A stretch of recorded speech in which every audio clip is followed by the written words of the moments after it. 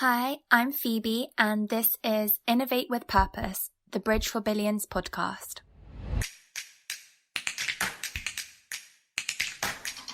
In this series, we'll be looking at purpose-driven innovation and reimagining a new normal within the entrepreneurial ecosystem and beyond. Hi everyone, and welcome to the third episode of the Bridge for Billions podcast series, Innovate with Purpose. And today we'll be talking about a topic which is really paving the way to a new normal post-COVID-19, and that's purpose-driven growth. To do that, we're here with guest speaker Emily Lin from Hubspot for Startups to tell us about the power of purpose-driven growth strategies. In particular, what purpose-driven growth looks like at Hubspot and how we can incorporate a purpose-driven growth strategy into our businesses. Emily is currently head of partnerships for Hubspot for Startups East Coast, and through her work, she has partnered with various accelerators and incubators, VCs, and other key players across the entrepreneurship ecosystem to accelerate growth for their startups through mentorship. So, Emily, thinking about HubSpot, what is HubSpot's purpose and how does the company achieve that purpose? Yeah, thanks for having me on your podcast, Phoebe. I'm really excited to be here today. So to answer your question, I'll give you the backstory on HubSpot. So back in 2004, our founders noticed a shift in the way people shop and buy.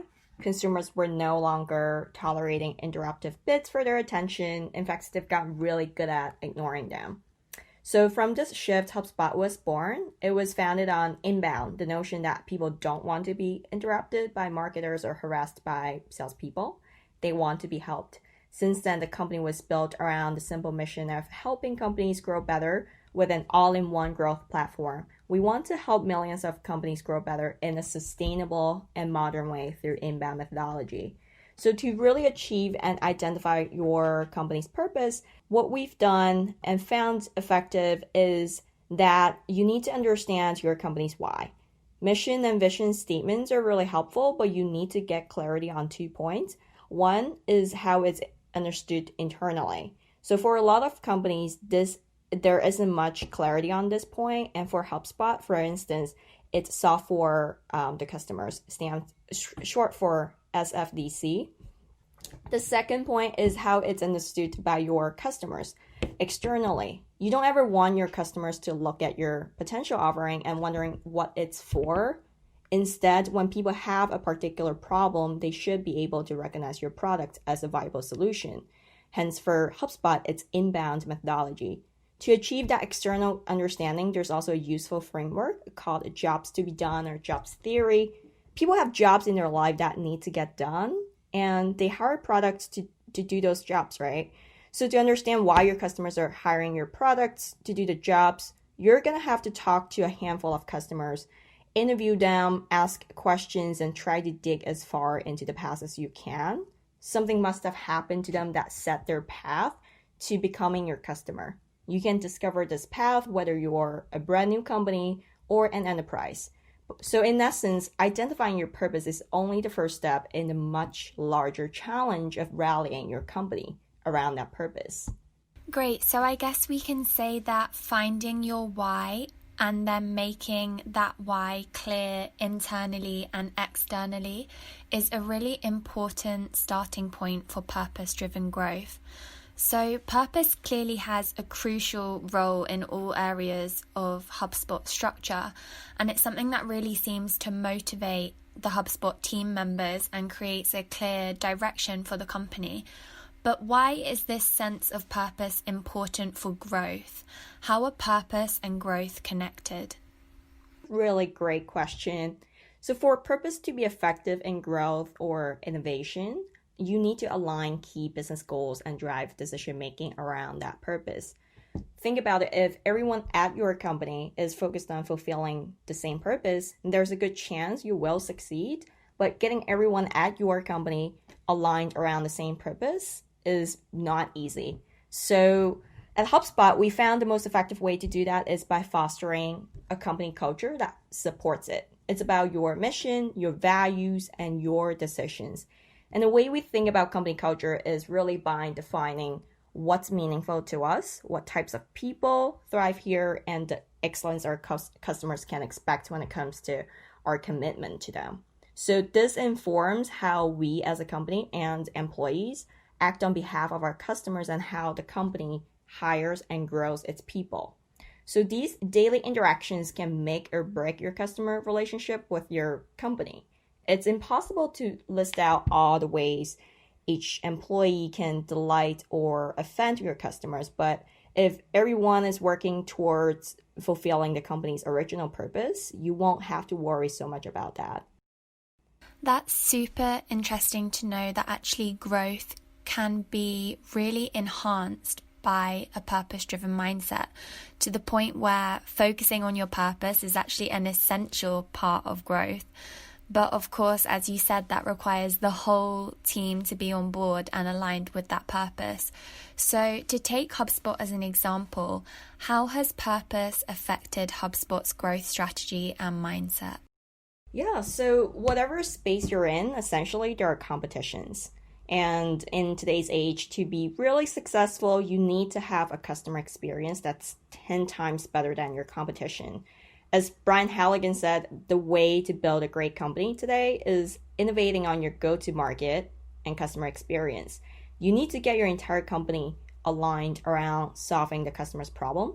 If your brand purpose is reflected in marketing, but your sales or customer service teams aren't necessarily clear on what that purpose is, your business won't benefit much from that. All of them need to have a shared understanding of what your company purpose is and a unified strategy for fulfilling that purpose. So your internal processes are yours and no one can replicate that. But if you can foster a culture of customer obsession internally, you will have a competitive advantage that nobody else will be able to take from you. For instance, at HubSpot, we use something called the flywheel model, where the customer is the center of a spinning wheel. Sales, marketing, customer service are all unified in their efforts to attract, engage, and delight customers. If everyone in the company is able to be on the lookout for better ways to serve your customers with the same purpose, competitors will not be able to touch you and steal your customers. In that sense, having a sense of purpose helps companies of all sizes, from startups to enterprises, to better understand their environments and generate more ideas and overall improve the quality of innovation in a rapidly changing environment we're in. So as you say, the why or the purpose of HubSpot is something which can really be found in all areas of the company, including areas such as team management and hiring. So I'd love to know, how does HubSpot hire and manage with purpose? That's a really, really great question, and I love talking about HubSpot's culture. Our CTO, Dharmesh, documented and published the HubSpot culture called the Culture Code several years ago. It started out as an internal document, but as a company who really values transparency, we now use this to communicate this out to the world and define the kinds of people that will likely enjoy working here, that we think will be a success. Everything we know about building great products and customer relationships are also applied to our company culture internally. And that's also what drew me to HubSpot to begin with. HubSpot culture is essentially driven by a shared passion for our mission and metrics. It's a culture of growth-minded people whose values include using good judgment and solving for the customer.